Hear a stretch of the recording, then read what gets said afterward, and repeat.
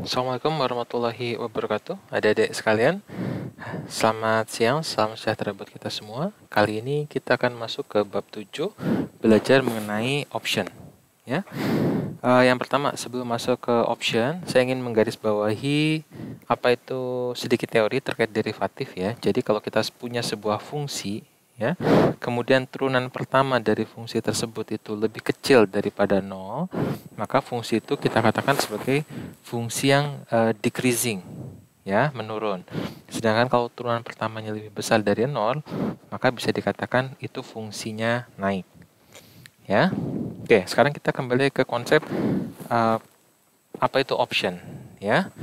Pada dasarnya kalau kita membeli call option, kita ingin harganya naik, gitu. Kenapa? Karena kita beli option kan pada fixed price. Kalau harganya naik berarti kita untung dong, karena harga mahal di pasar, harga mahal kita bisa beli dengan harga murah. Sedangkan kalau kita beli put option, itu kita berharap expect harganya itu akan turun. Ya, ingat ya, call itu berarti beli, put itu artinya jual. Ya. Kemudian secara sederhana option itu dipengaruhi, harga dari option itu dipengaruhi 3. Yang pertama adalah time to expiration, ya. Kalau di gambar ini dicontohkan seperti asuransi, ya. Dimana kalau kita akan terlindungi kalau kita membayar asuransi sebulan. Kalau kita ingin dilindungi 2 bulan, ya kita harus membayar 2 bulan, gitu. Jadi semakin lama perlindungannya, maka harga asuransinya semakin mahal. Sama dengan option, ya. Jadi time to expiration. Jadi jangka waktu mulai dari option itu dibeli sampai option itu di exercise, itu namanya time to expiration. Semakin panjang, tentu harganya semakin mahal. More time itu artinya more money, ya. Nah, cuma ada istilah namanya time decay, ya, time decay. Jadi kalau kamu lihat di sini nih, kalau time to expiration itu masih 120 hari, maka time value-nya itu tinggi. Ya, tapi semakin mendekati masa jatuh tempo, itu nilainya akan jatuh dengan cepat. Ya, ini namanya time decay. Ingat di sini kan turunnya sangat dalam di sini, ya. Kemudian di sini ada contoh ya, ini ada in the money sama out of the money, ya. Ingat kalau call option, ya, kita pengen harganya apa? Harganya naik, ya. Kenapa? Karena dengan harga naik, arti dengan strike price-nya itu di bawah harga pasar, maka kita dapat keuntungan, ya. Yang ketiga adalah terkait volatility. Jadi semakin tinggi volatilitasnya, semakin berisiko, maka tentu harganya akan semakin mahal. Ya, itu gambaran sederhana, ya. Oke, sekarang kita kembali ke definisi dari option itu apa. Option itu adalah sebuah kontrak yang memberikan pemegang kontrak tersebut hak untuk membeli atau menjual dari aset yang kita sebut sebagai underlying asset. Jadi kalau hak untuk membeli itu namanya call option, hak untuk menjual namanya put option. Di sini ada beberapa notasi. Notasi yang pertama yaitu X besar, itu namanya strike price atau exercise price. Jadi adalah harga di mana option tersebut di-exercise, ya, digunakan. Jadi contohnya kita beli option 3 bulan lagi, nah maka 3 bulan kemudian itu namanya strike price, ya. Waktunya itu namanya T besar, jadi exercise time, gitu. Kemudian C itu adalah namanya premium on call. Kalau E itu ini namanya premium on call European, A itu American, ya. Jadi ini disebut call option, harga dari call option untuk Eropa atau untuk Amerika. Nah, kalau di bawahnya P besar, ini berarti harga dari put option baik untuk Amerika maupun Eropa, ya. Kemudian apa bedanya? Nah, ada 2 jenis ya, ada European call option sama American call option. Kalau di European call option itu T-nya itu fix. Jadi kalau kita udah sepakat mau mengexercise optionnya di T sama dengan 3, maka option tersebut hanya bisa di-exercise pada saat T sama dengan 3. Ya, jadi kalau mau kita exercise lebih awal itu tidak bisa. Beda sama American call option. Kalau American call option itu kita bisa mengexercise kapanpun between, ya, anytime between 0 and big T, ya, sama T besar, ya. Nah, jadi kalau underlying asetnya apa aja? Jadi ketika kita membeli option, underlying asetnya itu tidak melulu saham. Ya, jadi bisa saham, bisa komoditas, bisa foreign currency, ya, bisa indeks saham, gabungan, bisa juga tingkat suku bunga, bisa macam-macam. Ini cuma contoh. Ya, makanya konsep option ini penting sekali untuk kalian pelajari. Nah, sekarang kita bicara mengenai payoff. Payoff itu bahasa sederhananya adalah keuntungan. Ya. Nah, ini kita lihat di sini ada S besar. S besar ini artinya harga saham pada periode T. T-nya ini T besar, berarti T di masa depan, ya. Jadi kalau harga sahamnya di masa depan itu lebih besar daripada strike price ini yang X, ya, maka kita untung. Otherwise, nol. Gitu, ya. Nah, payoff ini disimbolkan dengan X, ya, X kecil, ya. Payoff ini disimbolkan dengan X kecil dikasih superscript plus. Kenapa dikasih superscript plus? Karena yang namanya payoff itu selalu positif. Kita nggak pernah rugi, karena kalau kita tahu harganya lebih rendah, ya kita tidak usah di-exercise. Ya, makanya payoff-nya 0 di sini.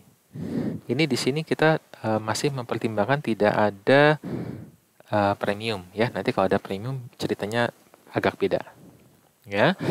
Oleh karena itu, karena kita tahu bahwa harga saham di masa depan itu random, maka function of random variable is also random, ya. Jadi makanya payoff ini juga random variable. Maka banyak orang menyebutnya payoff itu dikatakan contingent claim, ya. Nah, karena X itu selalu lebih besar dari 0 atau payoff-nya itu selalu lebih besar dari 0, maka tentu ada premium dong, gitu. Karena kalau nggak ada premium, maka bisa saja terjadi arbitrage, gitu, ya. Asumsinya apa? Asumsinya di sini yang pertama, ya, option itu diperdagangkan secara bebas. Itu asumsi yang pertama. Asumsi yang kedua, option itu bisa dibeli dengan mudah atau dijual dengan cepat di bursa. Gitu, ya. Nah, sekarang coba kita lihat capital gain-nya, ya. Jadi kalau kalian lihat di sini ada sumbu X, ini adalah harga saham, ya. Ini S, berarti ini S0 di sini ST kecil, di sini ST besar, ya. Di sini ada X ini namanya strike price, ya. Sekarang kalau kita lihat di sini call option. Call berarti kita beli, ya. Artinya apa? Kalau pada periode ini, ya, berarti kan X ini sama dengan ST, ya. Jadi strike price sama dengan harga saham pada periode itu. Tapi kalau di titik ini, nah, di titik ini artinya apa? Harga saham lebih besar daripada strike price. Artinya apa? Kita sebagai pembeli untung dong. Kenapa? Karena kita bisa beli sesuatu yang harganya mahal dengan harga yang murah. Nah, jadi segitiga yang ini nih, nah ini segitiga ini adalah payoff dari call option, ya, keuntungan dari call option, dan keuntungannya unlimited. Jadi kalau ini kita tarik terus ke atas, dia keuntungannya akan unlimited. Berbeda dengan put option, ya. Kalau put option berarti kita menjual. Nah, kalau menjual kita pengen harganya turun, ya, seperti itu. Jadi kalau harganya di atas strike price, kita nggak dapat apa-apa, ya, kita nggak dapat apa-apa. Tapi kalau harganya di bawah strike price, tentu kita dapat keuntungan. Kenapa? Karena kita bisa menjual sesuatu yang murah dengan harga yang lebih tinggi daripada pasaran, ya. Jadi ingat, ya, yang segitiga ini adalah keuntungannya. Nah, kemudian ini ada garis putus-putus. Garis putus-putus ini adalah premium, ya. Artinya apa? Keuntungannya itu tidak sebesar yang garis solid ini, tapi sebesar garis yang putus-putus di sini, jadi berkurang. Nah, segini. Kenapa berkurang? Karena dikurangi dengan premium, ya, premium on call option. Nah, kalau yang di sini kebalikannya, berarti keuntungan dari put option tidak sebesar yang ini garis lurus, tidak, tapi sebesar garis yang putus-putus di sini, ya. Oke, ini ada contoh, ya, contoh. Ini ada option strike price-nya 90, ya, akan di-exercise selama 6 bulan, bukan 6 bulan, 6 bulan ke depan gitu ya. Kemudian ada berapa kemungkinan? Kemungkinan pertama harga sahamnya itu jadi 87, 92 dan 97 dengan probability 1/3 untuk masing-masing kejadian ya. Nah, untuk membeli option itu kita ngutang ya. Kita ngutang sebesar berapa? $8 ya. Bunganya 9%. Nah, contoh misal kita compoundnya periodically. Kalau compoundnya periodically berarti utangnya itu kan $8 dikali 1 plus 9% bagi 2. Ya, kenapa bagi 2? Karena 6 bulan ya. Jadi asumsinya 9% ini bunga per tahun. Jadi 9/2. Seperti itu. Jadi hasilnya 8,36. Nah, berarti payoff-nya berapa? Payoff-nya itu 1/3 dikali 87 min 90. Minus ya. Jadi minus 3, 92 min 90 plus 2, 97 min 90 plus 7. Ya, jadi min 3 tambah 2 tambah 7. Itu sama dengan 6. Nah, 6 dibagi 3 sama dengan 2. Ya, jadi payoff-nya kita 2, padahal kita kan untuk beli saham itu kita ngutang ya, karena ngutang ada bunganya seperti itu ya. Karena itu kalau sudah memperhitungkan bunganya berarti berapa? 8,36 ya. Berarti kalau 2 dikurangi 8,36 hasilnya minus 6,36. Nah, beda cerita kalau bunganya itu compounding continuously. Kalau continuously maka jadi E pangkat R dikali T gitu ya. Jadi ini pangkatnya di sini 8 dikali E pangkat 9% dikali setengah seperti itu ya. Nah, berarti yang ini cuma kalau di kunci jawaban, kalau kalian lihat buku kunci jawaban ini angkanya 3. Saya nggak tahu angkanya 3 dari mana, tapi kalau menurut perhitungan saya itu angkanya 2 di sini. Ya, harusnya ini 2 nih. Berarti 2 dikurangi hasil ini. Ya, jadi harusnya angkanya minus 4,37. Ya, ini kalau nggak percaya bisa dihitung pakai kalkulator di sini. Ini saya coba hitung pakai kalkulator. Ya. Kemudian ada put call parity. Parity itu bahasa lainnya sama dengan ya. Jadi kalau misalnya kita belajar ekonomi, I sama dengan S. Itu kita sebut sebagai investment saving parity. Ya, jadi jumlah yang masuk sama dengan jumlah yang keluar. Jadi ada sama dengan. Ya, nah tadi kita sudah belajar bahwa payoff dari call option itu yang ini nih, dari segitiga ini. Ya, sedangkan payoff dari put itu segitiga yang ini. Ya. Nah, kalau kita gabung segitiga yang ini nih tarik ke sini. Nah, ini kan sama ya. Segitiga yang di sini ini tarik ke bawah luasnya. Sama. Mungkin beberapa dari kalian menganggap lah ini kan di bawah 0 gitu ya. Jangan gitu. Ini kan kalau garisnya ini kita naikkan ke atas, nah ke sini ini jadi positif. Ya, jadi secara sederhana payoff-nya itu daerah yang ini ya. Ini payoff dari put option. Yang sebelah kanan ini payoff dari call option. Nah, dari sini kita tahu bahwa payoff dari put atau call option itu sangat tergantung dengan X. X ini apa? Strike price-nya. Ya, dan ini sama dengan definisi dari forward contract.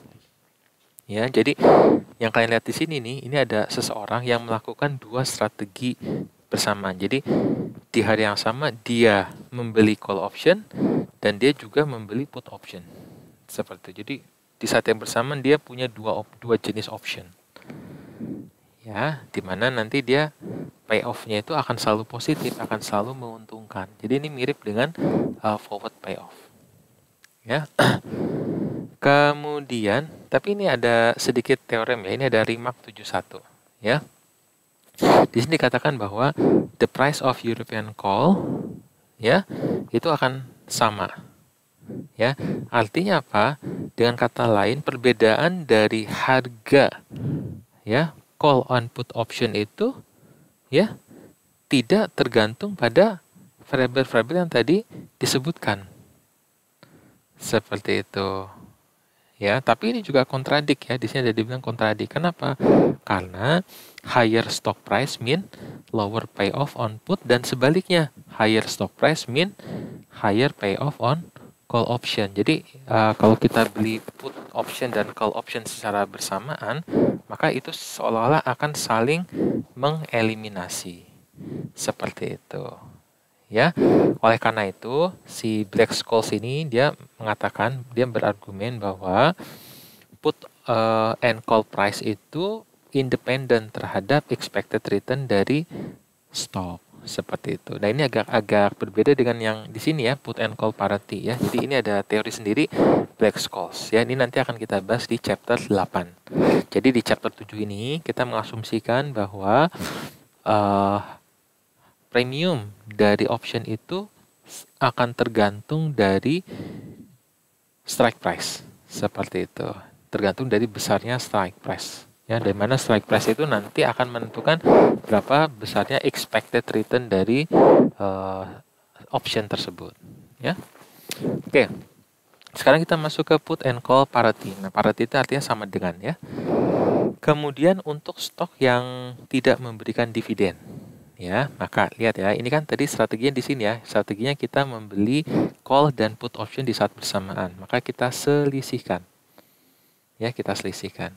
Ya, itu harus sama dengan ya S0, berarti ini harga saham pada T sama dengan 0 dikurangi X. X ini berarti exercise price atau strike price dikali E pangkat minus L dikali T, artinya didiskontokan ke depan. Jadi diselisihkan. Dan itu dalam kondisi tidak ada arbitrage itu akan 0. Ya, jadi selisihnya ini akan sama dengan 0. Tapi ketika terjadi asymmetric information ini bisa saja tidak sama dengan 0 dan memberikan profit yang cukup. Ya. Nah, maka di sini kita katakan bahwa put on call parity ini yang sisi sebelah kanan atau saya sebut right hand side ini ya, yang sisi sebelah kanan, ini saya sebut value dari option. Nah, jadi VX ini adalah value dari option pada periode ke-0. Ya, di mana value dari option pada periode ke-0 itu sama dengan S0 dikurangi diskonto ya, nilai diskonto dari strike price. Pak, gimana kalau stoknya itu ternyata memberikan dividen ya? Berarti dikurangi present value dari dividen. Jadi ini bukan besarnya dividen ya, div 0 ini bukan. Ini adalah dividen yang sudah di present value-kan ke periode ke-0. Jadi misalnya dividennya diberikan di periode ketiga, ya sudah, berarti dividen periode ketiga dikali 1 plus I pangkat min 3. Seperti itu. Jadi ingat ya, ini adalah present value dari dividen. Ya. Nah, jadi tapi kalau dividennya itu terus-menerus diberikannya dan tumbuh pada constant growth rate. Jadi asumsi ya. Maka rumus dari value of option itu sama dengan S0 dikali E pangkat min R ya, dikali dividen growth rate-nya ya, dikali T. Jadi ini agak beda sama yang atas. Ya.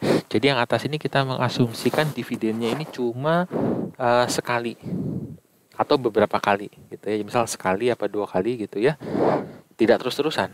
Nah, kalau yang bawah ini kita mengasumsikan dividennya itu terus-menerus at constant growth rate. Karena dia constant growth rate, maka di sini ada pangkat minus dividen di sini. Ya. Oke. Kalau tadi kita bicara bahwa European call option. Jadi kalau European call option itu berlaku put and call parity. Jadi tandanya itu sama dengan. Tapi kalau di Amerika itu kan exercise-nya itu bisa in between ya. Jadi di antara periode 0 dan periode T besar. Oleh karena itu, ya value dari option itu atau kita sebut juga value dari forward contract itu harus lebih besar ya daripada S0 dikurangi nilai diskonto dari X ya, dan dia akan lebih kecil daripada ya harga saat ini dikurangi nilai X. Gitu. Jadi dia nilainya ada di antara itu. Kalau ada dividen ya tinggal dimasukkan nilai dividennya di sini. Ya. Seperti itu. Nah, kemudian ternyata ada bonds. Jadi ketika kita ingin menetapkan harga dari option itu ada bonds atau kita sebut batas atas dan batas bawah. Seperti itu ya. Kita perlu ingat ya, kalau kita lihat call option itu kan bentuknya segitiganya kayak gini kan. Segitiganya seperti ini. Ya, segitiganya seperti ini. Dan kita tahu bahwa price of call itu baik put maupun call itu nggak mungkin negatif. Ya, pasti dia sifatnya non negatif. Ya, kenapa? Karena offers possibility of future gain with no liability. Jadi kemungkinan dapat untung tapi nggak ada kemungkinan untuk rugi, kasarnya gitu. Ya, yang pertama. Yang kedua, ini kita lihat C dari E. C ini berarti call option. Ya, price dari call option European itu lebih kecil daripada price untuk call option di Amerika. Kenapa? Karena yang di Amerika ini lebih fleksibel ya. Lebih fleksibel. Yang di Eropa ini lebih kaku. Makanya harganya lebih murah. Yang lebih fleksibel tentu harganya lebih mahal dong, gitu ya. Dan sebaliknya, ya. Kemudian kita juga tahu bahwa call option itu karena dia sifatnya derivatif, tentu dia nilainya akan lebih kecil daripada underlying asetnya. Ya, akan lebih kecil daripada underlying aset. Jadi kalau kita gambarkan nih, ini ya. Ini kan kalau Y sama dengan X kan garisnya seperti ini ya. Berarti kalau CE sama dengan S garisnya ini. Ya. Tapi kalau CE itu lebih kecil daripada S0, nah itu di sini nih, area di bawah sini. Ya, dan itu di garis bawahi ya dengan X E pangkat min L dikali T. Ini adalah nilai diskonto dari strike price. Artinya apa? Ketika kita nanti jadi seorang manajer keuangan, ketika kita ditanya, Pak, berapa optionnya ini mau dijual? Nah, maka kita harus menjual di rentang harga yang warna abu-abu ini. Kita nggak boleh menjual di yang warna putih yang atas di sini. Kenapa? Karena tidak mungkin price dari option itu lebih besar daripada underlying asetnya, itu yang pertama. Dan juga nggak mungkin di yang putih di sini. Kenapa? Karena itu artinya di bawah nilai diskontonya. Ya, itu malah nanti merugikan. Jadi harus in between di antara di sini, ya. Kemudian kalau bond on put option, jadi kalau yang tadi itu call, sekarang put. Ya, ingat ya, tadi waktu kita bicara put kan keuntungannya segitiga seperti ini.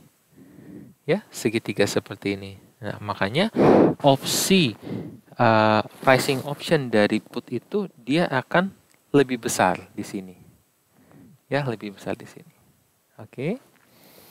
Kemudian bagaimana call untuk stok yang sifatnya non dividen? Ya. Maka bisa dilihat ya di penjelasan di sini ya, seperti itu. Di sini dikatakan ya bahwa ya, jadi kita kan tahu bahwa call option di Amerika itu harganya lebih tinggi daripada call option di Eropa. Seperti itu ya. Kenapa? Karena Amerika ini memberikan right yang lebih tinggi, hak yang lebih luas. Jadi kan dia bisa mengexercise sebelum waktunya. Seperti itu ya. Nah, kalau tidak stok itu nggak ada dividennya tuh ya, maka harganya ya C-nya ya itu minimal ya lebih besar atau sama dengan dari S0 dikurangi nilai diskontonya. Seperti ini. Ya. Nah, karena harga dari American option itu lebih besar daripada payoff-nya, ya, harganya itu lebih besar daripada payoff-nya, kan ini kalau R-nya lebih besar sama dengan 0, maka persamaan jadi seperti ini. Ya, C Amerika ya itu lebih besar daripada S0 min X. Nah, kayak gitu ya.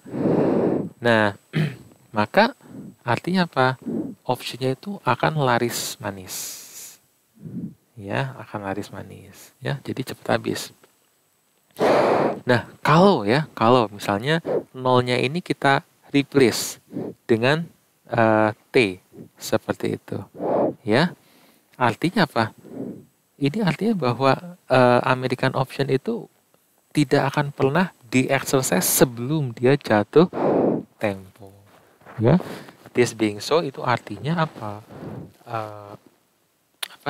Option di Amerika itu, American option itu akan sama sifatnya dengan European option. Jadi akan follow put and call parity. Ya, jadi artinya apa? Price-nya should be equal. Kata teori ini, gitu. Ingat ya, jangan bingung ya. Nah, ini bisa kita simpulkan ya bahwa ada beberapa variabel yang menentukan harga dari sebuah option. Yang pertama adalah strike price, ya. Kemudian time to expiration, kemudian ada namanya dividend rate, ya. Kemudian current price-nya itu berapa, ya. Kemudian risk free rate-nya itu berapa, kemudian elapsed time-nya berapa. Jadi waktu yang udah berjalan berapa. Kita bahas satu-satu. Nah, sekarang kalau kita bicara mengenai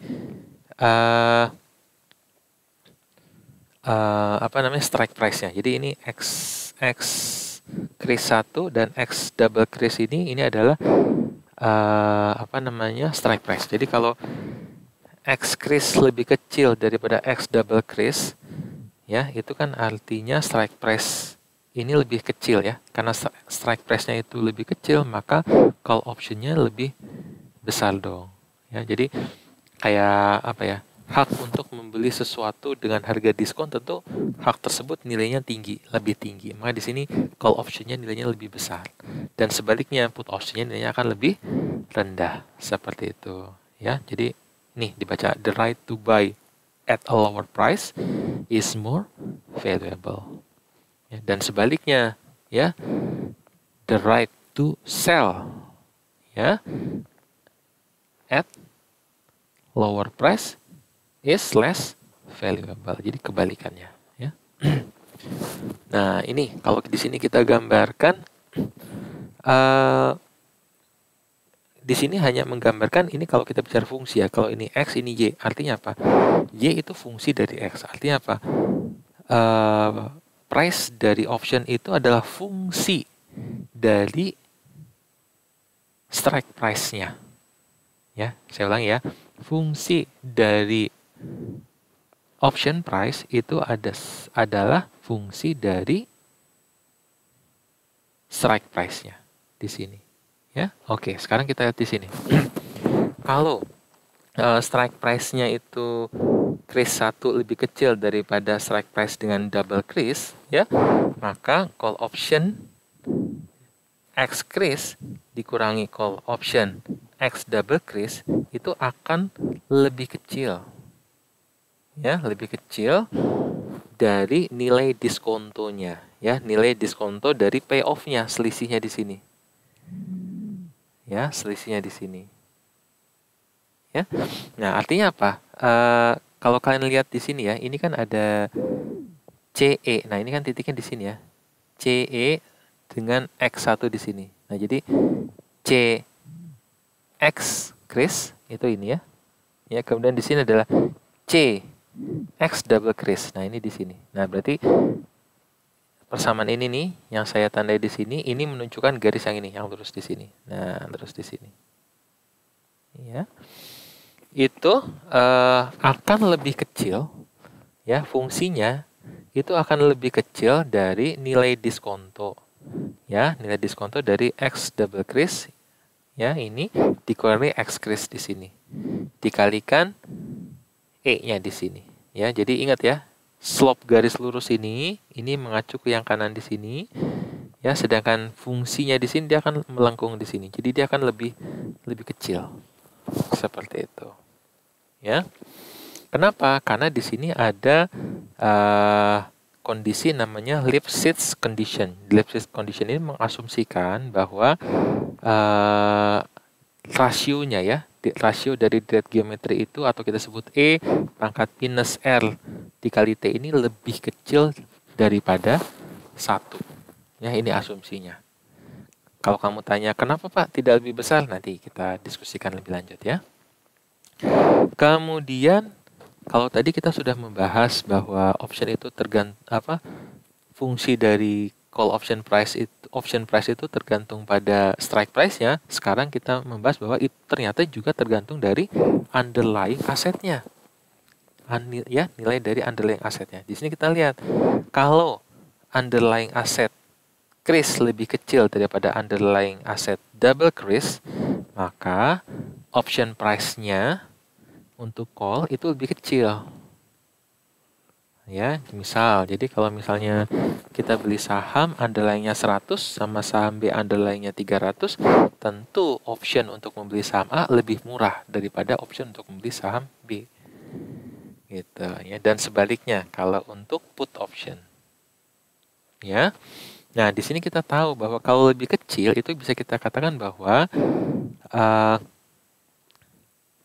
call option price, ya, fungsi dari call option price itu strictly increase, ya. Jadi fungsinya itu fungsi naik, ya. Sedangkan put option price function itu adalah fungsi yang strictly decreasing function, turun. Nah, nanti gimana cara nyarinya? Cari turunan pertama dari fungsi S ini. Gitu, ya. Jadi ada kalanya kita kesulitan mendapatkan data option.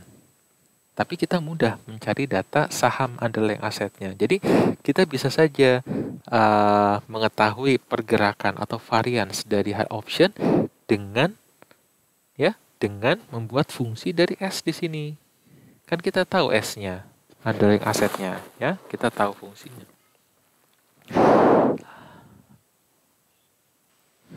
Nah, sekarang bagaimana kalau kita membandingkan put call parity di Eropa dan di Amerika? Nah, kita tahu ya bahwa kalau di Eropa karena hanya bisa di-exercise pada waktu yang sudah ditetapkan, maka hubungannya itu sama dengan, maka dikatakan parity.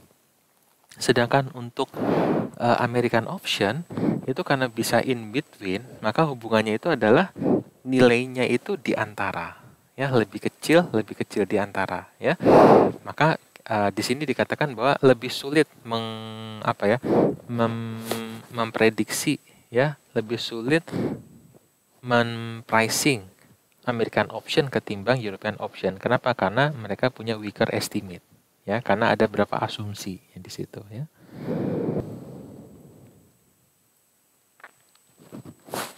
Kemudian di sini kita lihat call and put price itu ternyata dependent juga, tergantung kepada time to expiration-nya, ya, time to expiration-nya.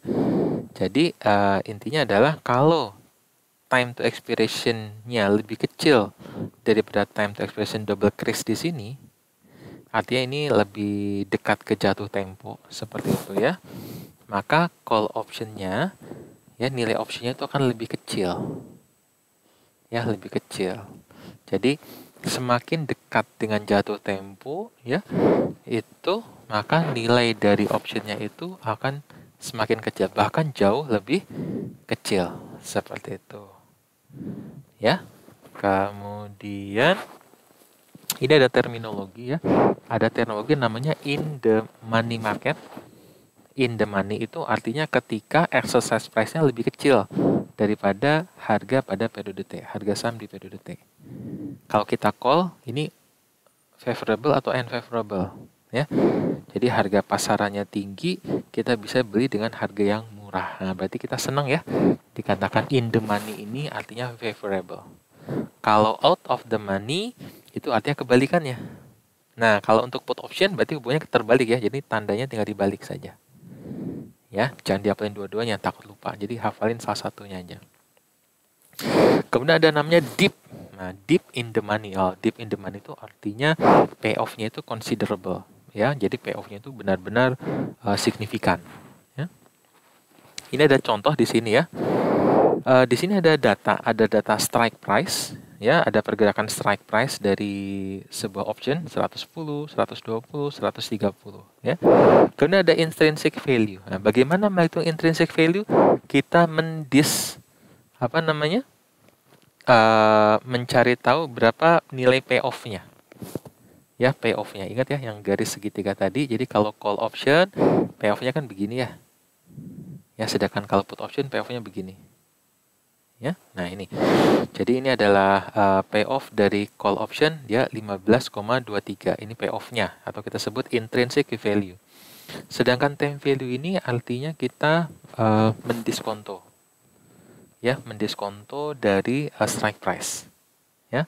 Kemudian option price-nya itu berapa? Option price-nya itu adalah intrinsic value ditambah time value-nya. Ya, jadi 15,23 tambah 3,17 itu hasilnya 18,4. Seperti itu, ya. Ini. Jadi terlihat ya di sini.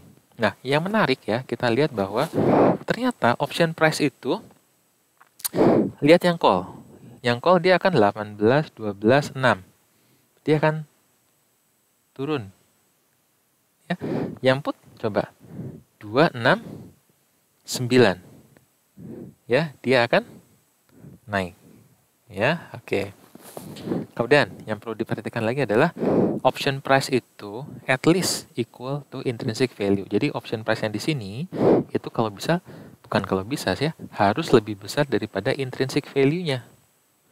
Ya, lebih besar atau sama dengan. Seperti itu. Ya. Kemudian di sini kita lihat ya. Ini time value dari European call. Nah, time value itu can never be negatif. Jadi time value itu tidak pernah negatif. Ya, time value. Nah, di sini kita lihat bahwa ini hubungannya nih. Ini kan C E, berarti ini price dari call option yang merupakan fungsi dari underlying asetnya S di sini ya. Dia fungsinya begini nih. Melengkung seperti ini ke atas. Kenapa melengkung? Karena continuous compounding. Jadi rumusnya nanti tadi pakai E, ya, lurus ke sini. Ya, kemudian payoff-nya dari mana? Nah, ini payoff-nya itu yang area segitiga di sini. Ini area segitiga ini nih. Nah, segitiga ini. Ini payoff-nya. Di mana payoff-nya itu adalah S min X. Jadi S min X dan dia plus, selalu positif. Ini payoff-nya. Ya, jadi kita tahu bahwa payoff-nya ini adalah intrinsic value. Nah, ini adalah option price. Jadi option price itu selalu di atas intrinsic value-nya. Nah, kapan titik optimal? Titik optimalnya ini nih, yang paling besar di sini nih. Nah, di sini kita bisa melihat bahwa selisih antara price sama value, atau kita sebut apa ya, value for money. Nah, titik value for money dia akan naik, tak, ada titik puncak di sini, kemudian dia akan turun lagi. Nah, jadi nanti kita nih kalau nanti jadi seorang manajer keuangan, gimana caranya mempricing suatu option agar dia optimum. Nah, optimum itu berarti di titik puncak di sini nih. Ya, titik puncaknya di sini. Kemudian kalau put agak sedikit berbeda. Nah, kalau put kita tahu bahwa put option price itu fungsi dari underlying asetnya di sini ya. Jadi fungsinya melengkung di sini. Nah, ini fungsinya melengkung. Sedangkan payoff-nya itu payoff-nya yang segitiga ini nih. Nah, segitiga ini. Ini ada segitiga. Ini ada payoff-nya. Nah, yang menarik adalah di sini bisa saja terjadi nih di awal. Di awal di sini terjadi bahwa option price itu lebih kecil daripada nilai intrinsiknya. Jadi nilainya negatif, dan benar di sini negatif nih. Negatif. Kenapa bisa negatif? Karena for the European option itu kita harus nunggu. We have to wait until the exercise time to realize the payoff. Jadi nggak bisa langsung di exercise saat itu juga. Jadi harus ditunggu sampai exercise time-nya. Karena dia skemanya seperti ini ya. Payoff-nya dia lurus begini. Jadi kita perlu nunggu waktu sekitar segini. Kurang lebih. Ya. Nah, menunggu waktu itu tentunya beresiko. Ada risikonya di situ. Nah, karena ada risiko tentu value-nya akan turun.